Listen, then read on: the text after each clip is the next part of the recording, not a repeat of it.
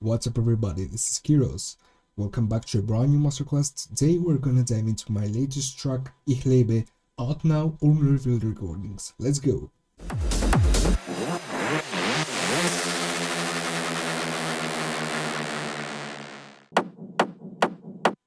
It's actually a normal kick, which you can start without any effects on it.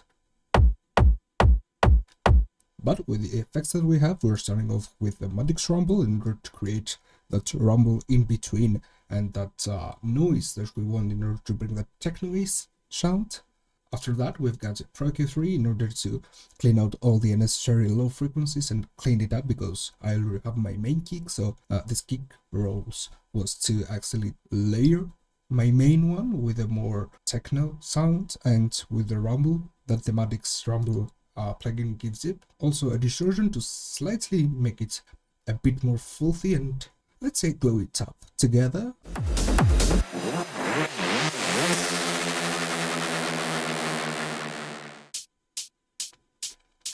Pretty decent open hat already, but it needed some more high energy here and presence. So I started off with a Pro just to give some slight space. I'm just having a very small rate here when it comes to the length of the reverb. It's nearly at 0.2 and the overall mix again at around 16%. It's very small, but it was just enough to give it some space. After that, in order to make it more fat and present, I added a shaper. It's on a very actually aggressive setting right now, but the overall mix again here is at 19% in order to keep it at the levels that I wanted, and I didn't want to overdo it. And after that, I finally queued to clean it up.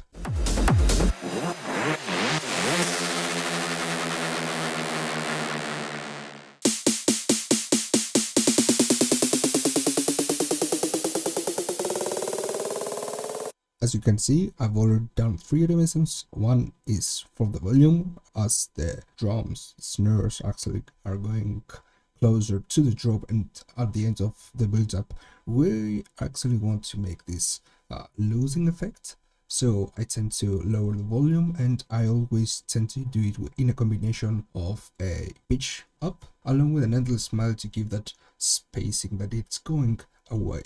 And when it comes to the processing, I've got a decapitator again to make it a bit more aggressive and high-end, and also too in order to slightly make it more stereophonic because the original sample was total in mono, so I just wanted a slight like 50% spreading here. The endless smile that we saw that I'm actually automating, and I finally queued to clean it up.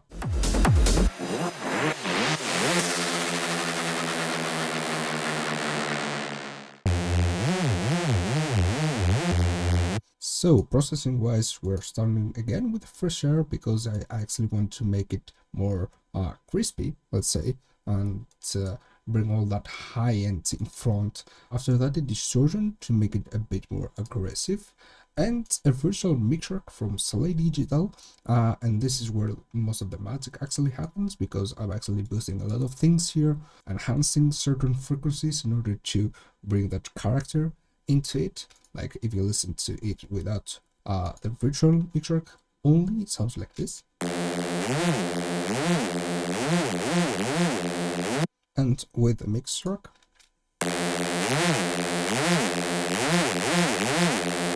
small boostings overall just to make the sound a bit more warm and a way more solid character.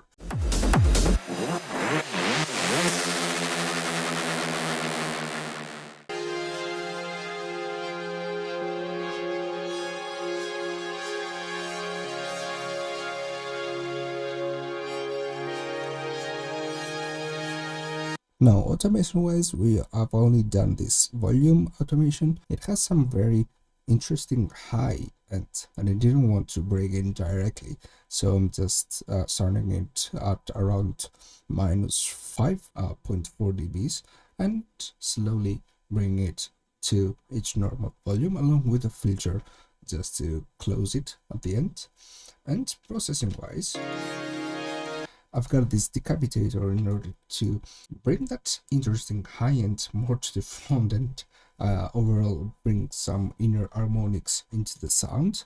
NOTT again in a depth around 30%. The source filter here is actually the automation that we saw, and a final EQ, but here again we're doing something interesting. So I decided again with a mid-side EQ to slightly send them to the sides, make it a bit slightly more wide so I can let also some space for the vocals.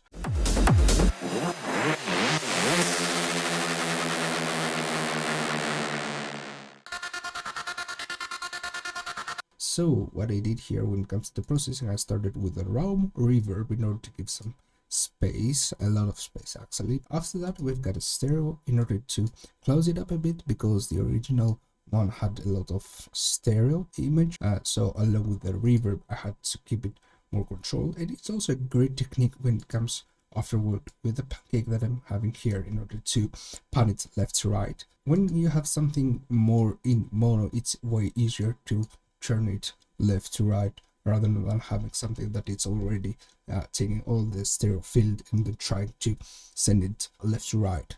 So it's a very good technique to combine them both.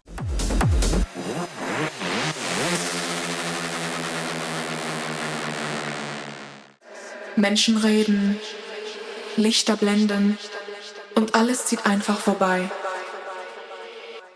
And when it came to the processing of it, we have the very first one, which sounds like this. Es gibt Tage, da bin ich hier und dennoch ganz woanders. Processing wise on this one, I've only done a vocal dubber and all of those plugins that we're about to see in a few moments. The second layer is this one. Es gibt Tage, da bin ich hier. This is literally the voice as it was recorded, and the only thing that I changed here in the Stress Pro, I just turned -200% the format of the voice just to have it as an additional voice to the main one, and some extra recordings that we did here in order to enhance some for certain words. Und der Welt. Und der Welt.